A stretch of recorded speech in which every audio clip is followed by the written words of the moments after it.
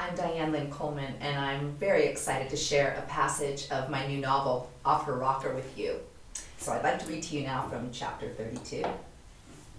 Surprisingly, despite the tiny size of their community, Hadley had never come face to face with the nefarious Marian Huff since that fateful Sunday dinner at her ranch so many years ago. It wasn't only that she was a young, harried, middle-class mother of 2 small children, while Marian was a very wealthy, mature widow whose 5 children were mainly grown, and they therefore ran on different schedules and in separate circles with nothing much in common. But since Rufus Huff's passing, his wife had been extremely busy overseeing her late husband's various enterprises, as well as managing, and let's be honest, meddling in her 5 children's lives. All of this frequently took her away from Liberty, and sometimes even as far away as Europe, where it was rumored Ari and his wife lived. But one afternoon in early fall of '38, Hadley had the unfortunate experience of running smack dab into the despicable woman in front of the Liberty bandstand with her maid Anna Grunt. As she got closer, Hadley could see Widow Huff thoroughly haranguing the kind-hearted spinster while balancing an armload of groceries. No matter what she had to say about Mrs. Huff, Hadley had to admit the woman had always been the very model of efficiency. And this is what she heard. "Anna, you are such a nincompoop. Are you simply going to stand there and make a hobby out of being useless? Or are you going to earn your keep for a change and actually help me with these bags?" Anna looked downcast and browbeaten, and Hadley found she just couldn't stand by without doing something. So she marched up, placed herself squarely between the 2 women, outstretched her long arms in an effort to separate them, and declared, "Back off of her, you miserable old biddy! Why can't you leave this poor woman alone?" Marian was flabbergasted, but quickly regained her composure. To her recollection, no one, not even her papa, had ever dared speak up to her in her entire life, certainly not in a manner such as this. And she was aware of Dr. Gleaton, Doc Backle, Nate Roberts, and Harry Weichsman sitting there on the west side of the bandstand in the late afternoon sun, discussing politics and religion. She appraised her offender, setting a steely gaze upon this evident foe and giving her a Marian Huff-style dressing down with her eyes. "And who have we here, speaking out of turn as it seems? Hadley Wallace? Why, you of all people have no business butting into mine." "You mean the way you butted in between your son and me?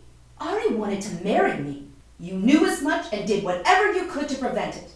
Mrs. Huff, I dare say it is you who are the very embodiment of interference." The outburst and its truthfulness nearly stopped Marian in her tracks, but she quickly recovered. "I only did what had to be done, what any good mother who is watching out for the best interest of her son would do if she were in my shoes. But you would know nothing about what a good mother does, now would you? In fact, you are just like your odd, obscure mother and that good-for-nothing brother of yours, only very likely a lot worse. Why, Mrs. Wallace, you sound so dissatisfied with your lot in life. Do you not find your husband satisfactory? Because I, not to mention the rest of Liberty, think he is far too good for the likes of you. In fact, I've heard it said many times that Perry Wallace is a saint or a fool, and probably both." Her words were cutting. There was no denying how much they hurt, and Hadley let out a reflexive gasp. More significantly, however, this last sentence sounded vaguely familiar to her. She was fairly sure it was at least a paraphrase of one of the final inculpating letters she had received. In fact, as Hadley replayed it in her head, she was certain of it. And this confrontation became the straw that broke the camel's back for her. The person in their town who seemed to have all the power had once again gotten the best of Hadley, and she had had enough. You could only push a person so far. So Mrs. Hadley Palmer Wallace pushed Mrs. Marian Huff with all her might, shoving the pernicious woman into some thorny rose bushes surrounding the bandstand, the very same flower plants that she and Ari had ducked behind whilst planning their rendezvous so many Octobers ago. Thank goodness for the thorns. "Let that be a lesson to you," Hadley declared, as the older woman struggled, legs flailing and undergarments exposed. She knew she should have stopped there. She had more than made her point, but for some reason Hadley remembered then how Marian had always hated cigar and cigarette smoke, how she had blamed the cigars for her late husband's illness and untimely passing, and in particular, how she disapproved of a young lady, such as Hadley, smoking with her prized eldest son, and just as a criminal often cannot resist revisiting the scene of his crime, so now Hadley found she just couldn't help herself from hurling one more insult.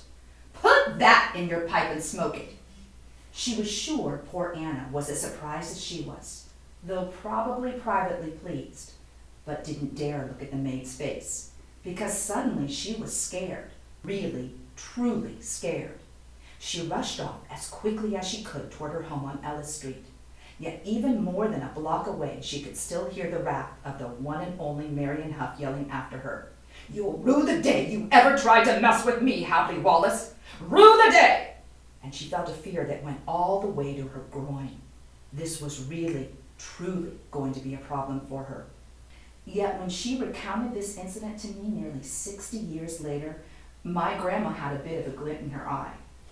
Even if just for a moment I could see she had gotten some sweet satisfaction, and I was happy for her triumph. Well, aren't you just dying to find out what happens to Hadley and Ari and Perry and even Mrs. Huff? Go to offerrocker.net and purchase one for yourself. What an incredible read. Offherrocker.net. Offherrocker.net.